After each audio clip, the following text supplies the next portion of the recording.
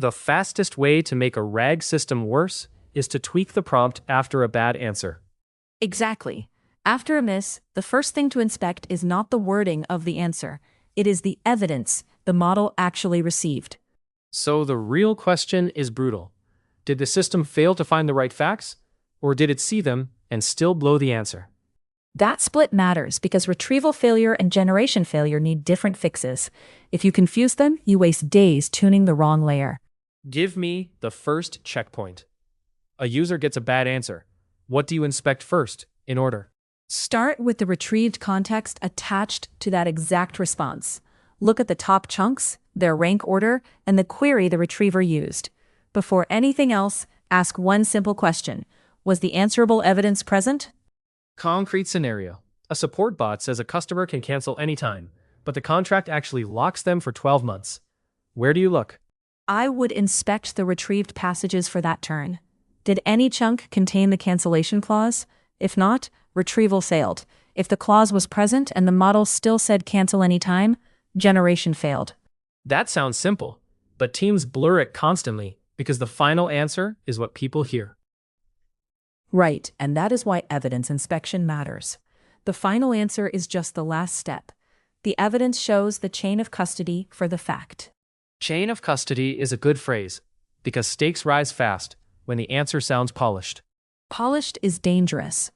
In RAG, confidence can hide whether the system was unsupported, partially supported, or directly contradicted by its own context.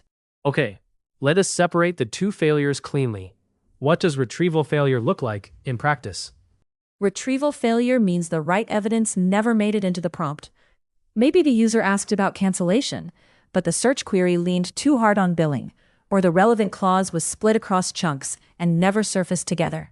So the answer may be wrong, but the model was operating with missing or low-quality evidence. Exactly. A practical example. An internal HR assistant is asked, can contractors access the stock purchase plan?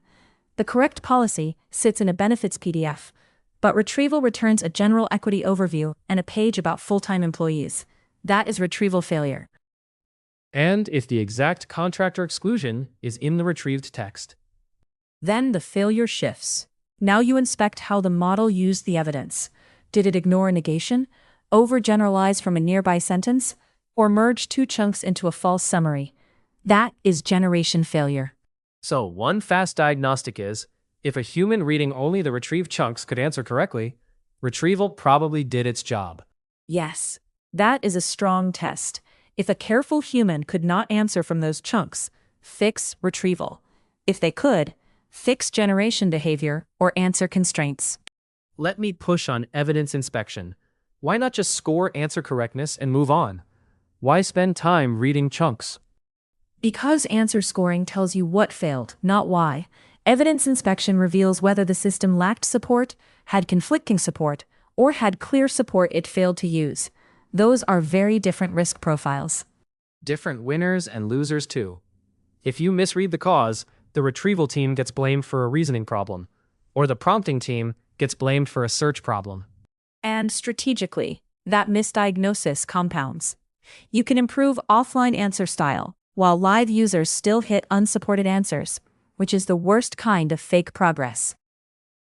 Give me another example, something programmers will recognize immediately. Say a developer asks a docs assistant whether an API endpoint supports idempotency keys. The answer says yes. You inspect the evidence and find the retrieved docs only mention retry behavior for a different endpoint.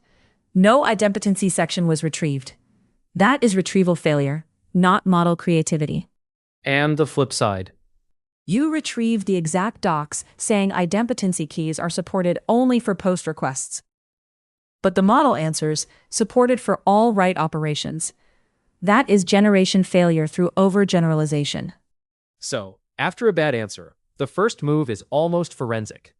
Freeze the exact query, the retrieved chunks, and the answer. Then inspect support before touching anything else. Yes, not generic debugging. Evidence-first debugging. You are asking, what did the model know at the moment it answered? And what should it have concluded from that evidence? That changes how you build too, because now every failure becomes legible instead of mysterious. And that is the real advantage. When you inspect evidence first, bad answers stop being random embarrassment and start becoming classified system failures you can actually fix. In RAG, the smartest team is not the one with the fanciest model. It is the one that can prove what the model saw before it spoke.